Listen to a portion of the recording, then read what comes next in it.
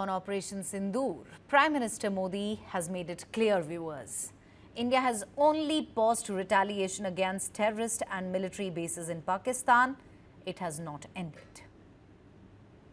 Surgical strike और air strike के बाद अब ऑपरेशन सिंदूर आतंक के खिलाफ भारत की नीति है। ऑपरेशन सिंदूर ने आतंक के खिलाफ लड़ाई में एक नई लकीर खींच दी है, एक नया पैमाना, न्यू नॉर्मल तय कर दिया है। All right, on that note, let me quickly go across to Pramit Pal Chaudhary, South Asia Head, Eurasia Group. A very warm welcome to you, Mr. Chaudhary. A speech that was much awaited. Sir, Prime Minister Modi has spoken in the most stern language yet.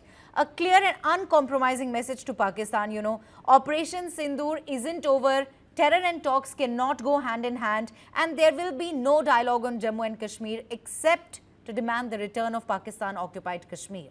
But sir, the question is, will a rogue state like Pakistan understand the seriousness of the situation even now? Probably not. I mean, I don't think they're going to give up on terrorism, if that's what you mean. Not because I think one of the things that the Indian government has concluded in its assessment is that given we've had Uri, we've had Pulwama, you've had Pathankot, and now you've had Pahalgam. In each case, or 3 out of those 4 cases, India did carry out military retaliation.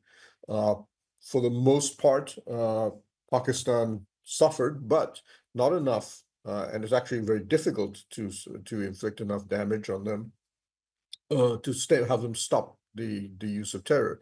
At best, we used to get 3-4 years of relative peace, but Pakistan would then resume the actions, and definitely the terror infrastructure always remained intact.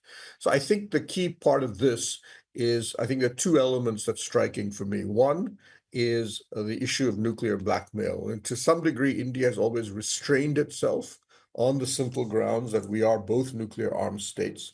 So there is a certain limit to what we are prepared to, or we can do in terms of military retaliation, for fear of pushing Pakistan or pushing the entire conflict over the nuclear threshold. This is partly because we've had a past where external countries have intervened whenever they feel that Pakistan or India are heading what the so-called nuclear flashpoint problem takes place, that if both sides go past the nuclear threshold, the international community has the right effectively to intervene. I think we're now basically seeing a statement from him. We don't really care about that anymore. India will push as far as it can. It will not be constrained by the fact that Pakistan has nuclear weapons.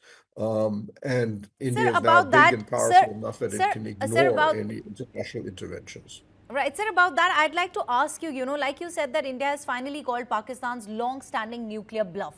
Prime Minister Modi categorically stated that nuclear blackmail will no longer be tolerated. How do you view this shift? Have we sort of changed the rules of engagement with this one bold declaration? Well, we haven't said that we're going to go nuclear. That remains. We have not changed our no first use doctrine.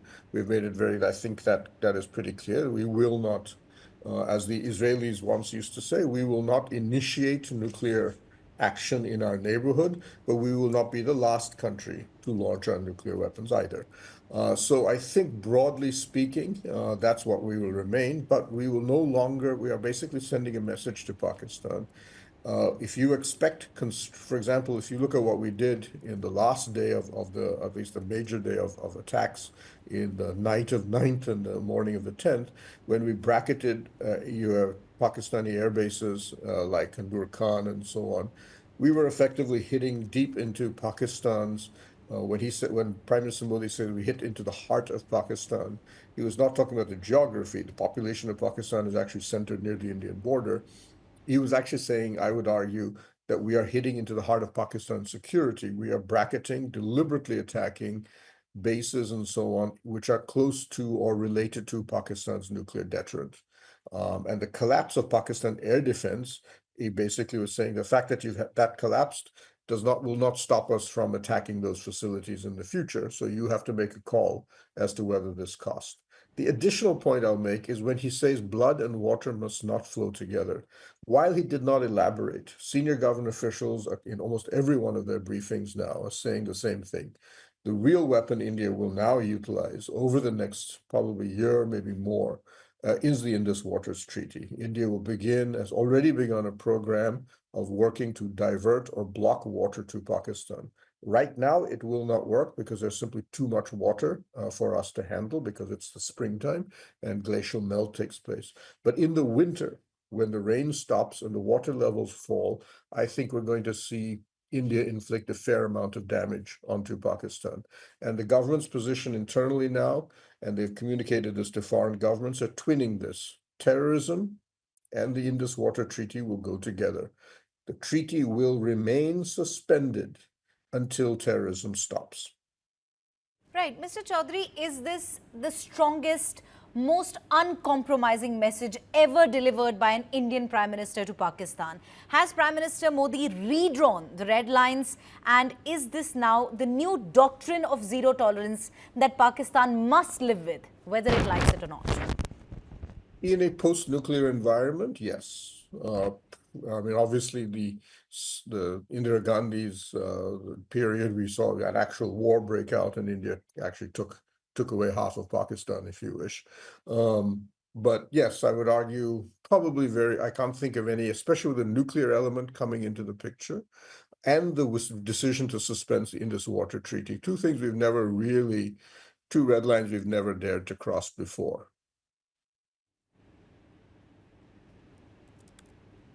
Right, sir. Soon after Prime Minister Narendra Modi's first address to the nation, India posts the, India-Pakistan ceasefire. 10-12 drones were intercepted in J&K's Samba amid a blackout. You reach out to us, you call for a ceasefire, and then we have this. What do we make of this, sir?